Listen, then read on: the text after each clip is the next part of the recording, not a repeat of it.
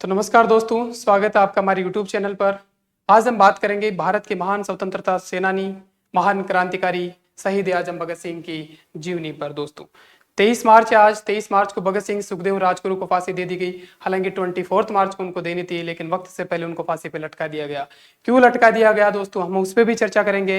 और वो पतंगबाजी को कैसे क्रांतिकारी गतिविधियों में यूज करते थे, उसके बारे में भी हम डिस्कस करेंगे। तो दोस्तों वो जब फांसी के फंदे पर झूल रहे थे तो उन्होंने एक बहुत चंद लाइनें प्यारी सी गाई थी। सरफरोशी की तमन्ना अब हमारे दिल में है, देखना है जोर कितना बाजुए कातिल में है। दोस्तों वो कहते थे कि हम तो सिर कटवाने के लिए आए हैं, हमें ये देखना है कि जो कातिल है उसकी बाजू में कितना जोर है। दोस्तों वो कर गए कुर्बान। दोस्तों मैं तो यही कहूंगा कि जो क्रांतिकारी है वो तो अपने मुल्क के लिए, अपने देश की आज़ादी के लिए अपनी जान को कुर्बान कर गए।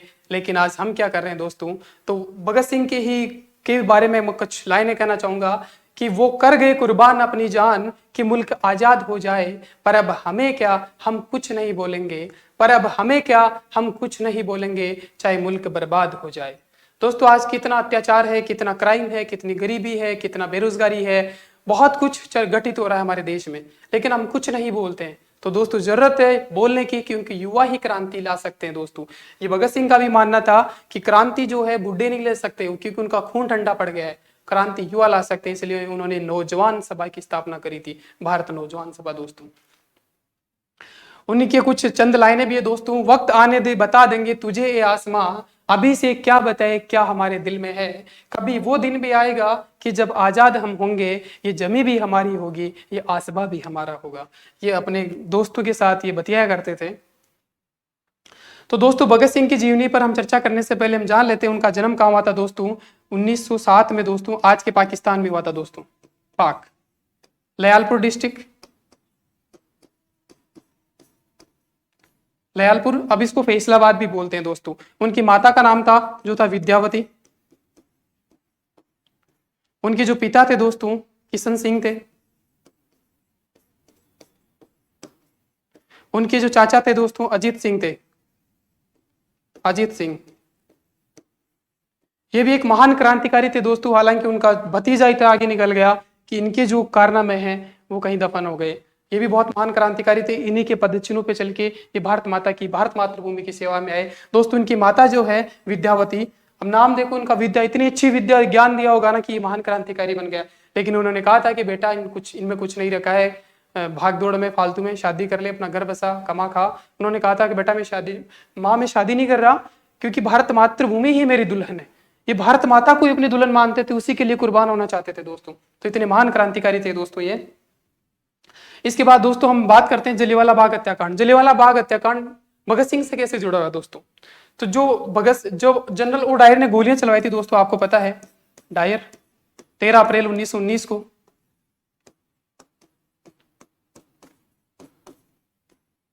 तो तब ये वहां पे गए थे बाग में, वहां की मिट्टी उठाई, मिट्टी ली और उसको अपने माथे पे लगाया और अपने खेत में गए। अपने बापू से पूछा कि बापू आप जो गेहूं के बीज उगाते हो ये क्यों उगाते हो, कि बेटा बहुत सारे गेहूं पैदा होते हैं।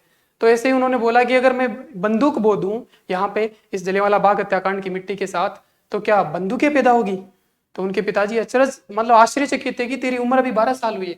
1907 में पैदा हुई, 1919 में वो पहुंच गए। 12 साल का तू इतना बड़ा क्रांतिकारी। तो तभी से उनको लग गया था कि बेटा कुछ गड़बड़ हो रहा है। तो उन्होंने कहा कि बेटा मुझे बंदूकें पैदा करनी है। उनका कहना था कि जो क्रांति है वो बंदूक से आती है। हालांकि साथ में उनका यह भी कहना था कि क्रांति तो बंदूक से आती है, लेकिन क्रांति रूपी तलवार की धार, क्रांति रूपी तलवार की धार विचारों की शान पर तेज होती है। दोस्तों ये भी उनका मानना था कि विचार भी उच्च होने चाहिए आपके, सिर्फ बंदूक से कुछ नहीं होगा। आज कुछ लोग देखते हैं मोटरसाइकिल पे, गाड़ी पे, बोनट पे, जहां जगह मिले भगत सिंह, भगत सिंह, भगत सिंह।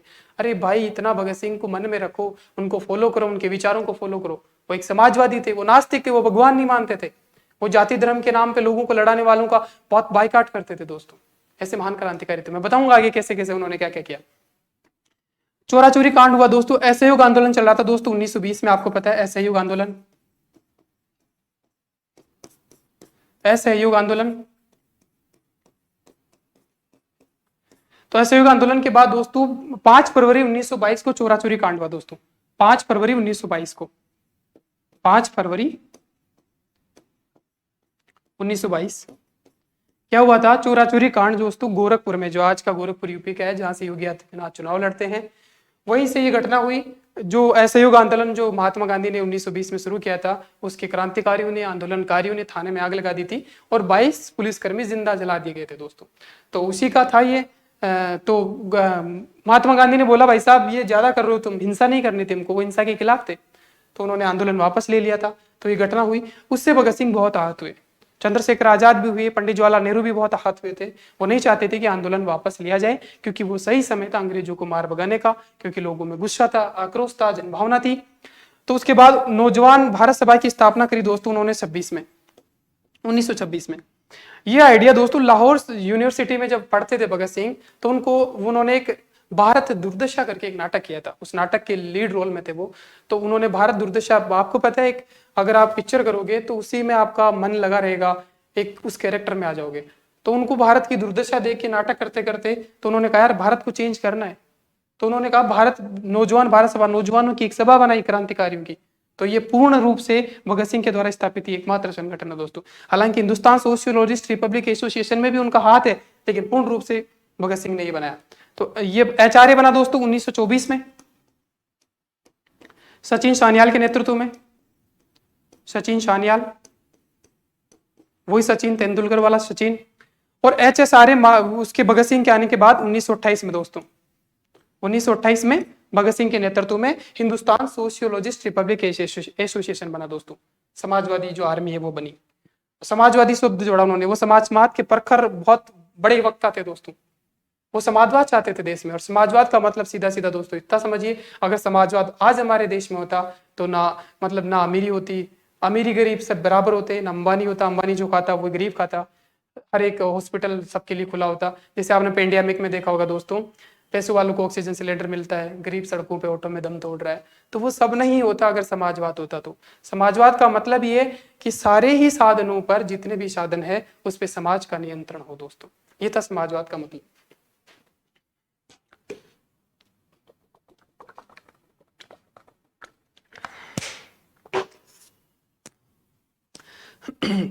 उसके बाद दोस्तों साइमन कमीशन, आपको पता है 1919 में मांटेग्यू चैम्सफोर्ड सुधार कानून आया। तो उसी में सुधार करने के लिए, कुछ रिकमेंडेशन देने के लिए एक आयोग बना साइमन कमीशन, और उसका विरोध भारतीयों ने किया। विरोध करने की वजह यही थी कि उसमें कोई भारतीय शामिल नहीं किया गया। तो भारतीयों को ये चुप गया कि हमारे लिए कानून बन रहा है और हम ही शामिल नहीं है, तो फिर काहे का यार।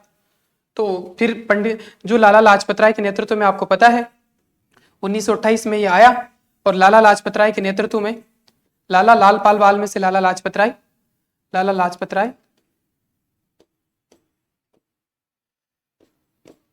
लाजपत राय की पुलिस ने गोली डंडू से बहुत बेरहमी से पिटाई कर दी और लाला लाजपत राय मारे गए, आपको पता है। तो ये हुआ, तो भगत सिंह को आ गया गुस्सा कि यार लाला लाजपत राय, हालांकि वो कट्टर हिंदूवादी थे और भगत सिंह ये हिंदू मुस्लिम नहीं करते थे, लेकिन फिर भी एक क्रांतिकारी शहीद हुए थे लाला लाजपत राय। तो उनका बदला लेने के लिए उन्होंने क्या किया, सेंट्रल असेंबली बम कांड दोस्तों, फोड़ दिया बम दिल्ली में आके। और ये फोड़ने की वजह क्या थी, सैंडर्स की हत्या के बाद जो अंग्रेज थे वो भारतीयों पे डंडा चला रहे थे कि वो तो भाग जाते थे, वेश बदलने में माहिर थे भगत सिंह, तो फिर लोगों को मारते थे अंग्रेज। तो लोगों ने कहा यार भगत सिंह ये बात गलत है, तुम क्रांतिकारी तो छुप जाते हो, ये गुस्सा हम पे निकालते हैं। तो भगत सिंह ने कहा यार बात तो तुम्हारी भी सही है, हमें भागना नहीं चाहिए। तो फिर उन्होंने क्या किया, निश्चय किया कि हम सेंट्रल असेंबली में बम फोड़ेंगे और गिरफ्तारी देंगे दोस्तों। जो उनकी हेट वाली टोपी लगा के जो फोटो है ना दोस्तों, वो तभी की है, सेंट्रल असेंबली में बम फोड़। तो उन्होंने बम फोड़ा, और बम में उसके साथ कौन थे दोस्तों, बटुकेश्वर दत्त।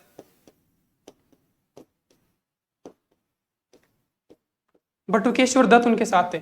तो वह बम बटुकेश्वर, ये पूछा जाता है दोस्तों कि सेंट्रल असेंबली में जब बम कांड हुआ तो भगत सिंह के साथ कौन थे, बटुकेश्वर दत्त, जिन्होंने गिरफ्तारी दी। उसके बाद गांधी इरविन समझौता होता है दोस्तों, ये कब होता है, 5 मार्च 1931। इसमें बात रखी गई कि गांधी भगत सिंह को रिहा कर दिया जाए। हालांकि कुछ लोग कहते हैं कि गांधी जी ने कोशिश नहीं करी दोस्तों, गांधी जी ने कोशिश करी थी, और गांधी जी एक गच्चा खा गए, क्योंकि उसमें यह बात तो लिखी थी कि राजनीतिक कैदियों को बरी किया जाएगा, आपराधिक कैदियों को नहीं। गांधी जी ने इतना ध्यान दिया नहीं दिया वो इतिहास के गर्भ में छुपी हुई बातें हैं, लेकिन इतना तो कोशिश जरूर करी थी। और राजनीतिक कैदियों को तो बरी कर दिया गया, अपराधिक, क्योंकि उन पर 302 का हत्या का मामला था, और हत्या वालों को माफी इसमें नहीं थी समझौते में। और दोस्तों फिर आता है फांसी। फांसी कब होती है, 23 मार्च को दोस्तों, 23 मार्च 1931 को फांसी लगा दी जाती है उनको। 24 मार्च को लगनी थी दोस्तों, वक्त से पहले लगा दी गई, क्योंकि जब उनको पता चला, क्योंकि जब अंग्रेज अधिकारी इनके पास आए 23 तारीख को दिन में कि अभी भी आपके पास मौका है, आपको कल फांसी लगने वाली है, तो आप अभी भी माफीनामा हमारे प्रधानमंत्री को भेज दो, एक चिट्ठी लिख दो, हम आपको माफ कर देंगे, आपकी जान को बख्श देंगे। भगत सिंह ने कहा यार तुझे मैं क्या लग रहा हूँ, सी लिखा है मेरे फेस पे, मैं भारत मातृभूमि के लिए शहीद होने के लिए पैदा हुआ हूँ, कायर माफी मांगने के लिए नहीं। तो वो बहुत चक्के रह गए कि यार ये तो बड़ा तगड़ा आदमी है। तो उन्होंने फोन लगाया अपने वहां के इधर वाले चमचू ने प्रधानमंत्री को कि यार ये तो बड़ा, ये मतलब नहीं मानेगा। तो फिर कहा इतना खतरनाक है, चलो उनको फांसी लगा दो, फिर कल नहीं आज ही, कल कल कल जो लगानी है उसको आज ही लगा दो, इतना खतरनाक आदमी है। तो दोस्तों इसलिए वक्त से पहले फांसी लगा दी गई। तो इनसे जब इनकी आखिरी इच्छा पूछी गई दोस्तों, तो उन्होंने कहा कि मुझे घर का खाना चाहिए। हालांकि इनका एक मुस्लिम मित्र था, वो खाना लेने भी गया घर पे उनके, लेकिन वक्त से पहले तारीख बदल दी गई, क्योंकि 24 तारीख को सुबह 7 बजे उनको फांसी लगनी थी दोस्तों, 7:30 बजे, और लग कब गई 23 तारीख को शाम को 6 बजे, क्योंकि रात में उनको सब को ठिकाने लगाना था। तो वो लेट आता उनका मुस्लिम मित्र, उससे पहले उनको फांसी लगा दी गई, तो घर का खाना भी नसीब नहीं हुआ। और एक इनकी एक आखिरी इच्छा अंग्रेजों से भी थी कि यार मैं कोई अपराध नहीं किया, मैंने किसी की मतलब रेप नहीं किया, कोई मैं अपराधी नहीं हूँ, मैं भारत माता के लिए लड़ने वाला एक क्रांतिकारी सिपाही हूँ। और सिपाही की शान होती है सीने में गोली खाए दोस्तों, छाती में गोली मारो मुझे भरे चौराहे पे, मुझे फांसी पे मत लटकाओ यार, इतना तो करो, मैं मातृभूमि के लिए शहीद होना चाहता हूँ, लेकिन इस तरह नहीं। हालांकि उनकी लास्ट आखिरी इच्छा भी अंग्रेज पूरी नहीं कर पाए और उन्होंने उनको फांसी लगा दी। हालांकि ऐसा कहा जाता है कि उनको जब बेहोश हुए तब तक उनको फांसी लगाई गई, उसके बाद उनको गोली मार दी गई, ऐसा भी कहते हैं। हालांकि इतिहास के गर्भ में है, क्योंकि इनका जो पाकिस्तान में जन्म हुआ था, उनके कुछ जो तथ्य हैं, जो डॉक्यूमेंट्स है, पाकिस्तान में रह गए। और इनका जो पैतृक गाँव था खटकल कला, जहाँ पे भगवंत मान ने, खटकल कला पंजाब में पैतृक गाँव, उनके पिताजी का गाँव था, दादाजी का खटकल कला, खटकड़ कला, जहाँ पे पंजाब के 17वें सीएम आम आदमी पार्टी के, जिन्होंने झाड़ू फेर दिया पंजाब में, उन्होंने शपथ ली दोस्तों यहाँ पे। तो और ये मतलब आजाद भारत के पहले मुख्यमंत्री है दोस्तों, जो भगत सिंह के गांव में जाके उन्होंने शपथ ली है दोस्तों।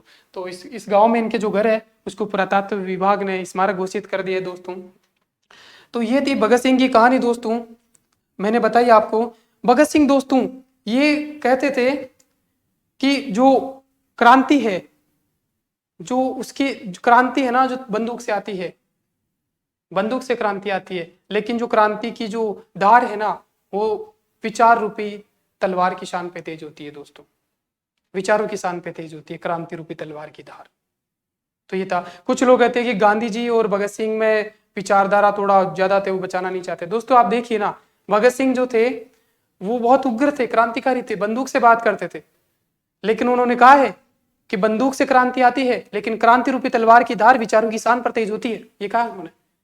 और उधर महात्मा गांधी को लीजिए, वो अहिंसा की बात करते थे, लेकिन 1942 में जब भारत छोड़ो आंदोलन हुआ तो उन्होंने कह दिया करो या मरो, अंग्रेजों के यहाँ से भगाना है, या तो मर जाओ मातृभूमि के लिए या भारत की आजादी कर जाओ, ये कह दिया था उन्होंने। तो वो भी गियर बदलने वाले थे। तो दोनों समय समय पर गियर बदलने वाले आदमी थे दोस्तों, ये है। तो ये था दोस्तों भगत सिंह की जीवनी। और एक बात और दोस्तों मैं बताना भूल गया, भगत सिंह जो पतंगबाजी हमारा फेस्टिवल है ना, उसको क्या होता है, अंग्रेज इनको बहुत नजर रखते थे इन पे, तो क्या कहते हैं, पतंग उड़ाते थे, पतंग पे मैसेज लिखते थे और गिरा देते थे। जैसे आजकल के लोग कुछ और ही गिराते हैं ना, आपको पता है, पतंगबाजी सब करते हो, बाबू सोना लिख के गिराते हैं लोग आजकल, लेकिन तब वो क्रांतिकारी मैसेज भेजते थे, ये एक गाँव से दूसरे गाँव तक इतना उड़ाते थे। तो ऐसे महान क्रांतिकारी थे जो फेस्टिवल में भी देश की आजादी की बात सोचते थे, एक हमें कि मौका नहीं छोड़ते। तो ये था दोस्तों, मैं फिर से कहूंगा कि कर गए कुर्बान, वो कर गए कुर्बान अपनी जान कि मुल्क आजाद हो जाए, वे कर गए कुर्बान अपनी जान कि मुल्क आजाद हो जाए, पर हमें क्या, हम कुछ नहीं बोलेंगे चाहे मुल्क बर्बाद हो जाए। तो ऐसा नहीं करना है दोस्तों, अपने हक की लड़ाई लड़ना है। हम फिर से नेक्स्ट क्लास में मिलेंगे दोस्तों। हमारे चैनल को ज्यादा से ज्यादा लाइक कीजिए, सब्सक्राइब कीजिए, शेयर कीजिए और कमेंट करके बताइए कैसा लगा और नेक्स्ट वीडियो किस टॉपिक पर आना चाहिए, यह भी हमें कमेंट करके बताइए दोस्तों। जय हिंद।